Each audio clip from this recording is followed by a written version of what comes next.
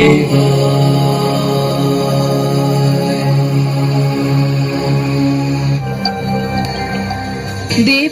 আমি নিশ্চিত করেছি আমাকে পিতার আয়োজিত যজ্ঞে যেতেই হবে। দেব, আমি নিজের অপমান সহ্য করতে পারি, কিন্তু আপনার নয়। সতী, বোঝার চেষ্টা করো। সতী, আমার কথা শোনো, ওই যজ্ঞে যেও না। আপনি আমার জন্য চিন্তা করবেন না দেব। আর যদি তিনি আমাকে অপমান করেন, তাহলে তখন তুমি নিজের মনকে এত কঠোর করতে পারবে সতী? আপনি প্রতিজ্ঞা করুন, আপনি আমাকে যজ্ঞতে যেতে বাধা দেবেন না। আর আপনি আমার কাছে আসবেন না যতক্ষণ না স্বয়ং সতী আপনাকে ডাকে। আপনি ওখানে যাবেন না। এ তুমি আমাকে কি শপথ দিলে সতী? দেব, আমাকে বিশ্বাস করুন দেব, আর আমি না গেলে ওখানে কোনো আহুতি ফলিত হবে না, আর তাতে কল্যাণের পথে বাধা আসবে। সঠিক বলেছ। তোমার শপথের সম্মান রাখার জন্য আমিও একটা প্রতিজ্ঞা করছি।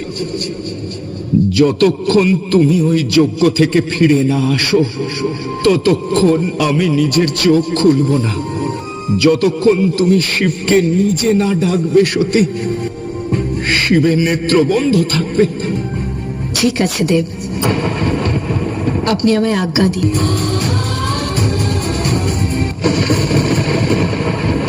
যজ্ঞের যজমান নারায়ণ, আমার পিতা ব্রহ্মদেব, আর এখানে উপস্থিত সমস্ত দেবতাকে সাক্ষী মেনে আমি প্রজাপতি দক্ষ এই মহাযজ্ঞতে প্রথম আহুতি দিচ্ছি।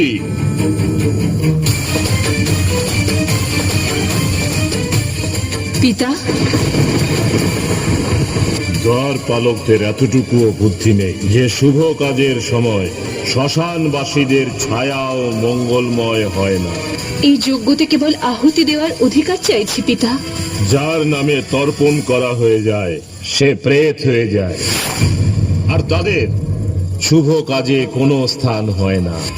যে ওই দিন আমি মহাকালের কাছে তোমাকে দান করেছি, আর সেই মহাকালী আমায় গ্রহণ করেছিলেন পিতা। এখন বুঝতে পেরেছি বিনা নিমন্ত্রণে তুমি কেন এখানে এসেছো।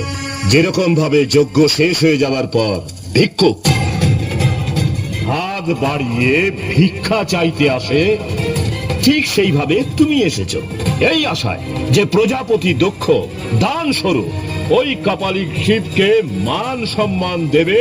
না, ওই কাপালিক শিবের জন্য আমার বাড়ি থেকে ভিক্ষা পর্যন্ত যাবে না। আমাকে বোঝাতে এসেছো প্রজাপতি দক্ষকে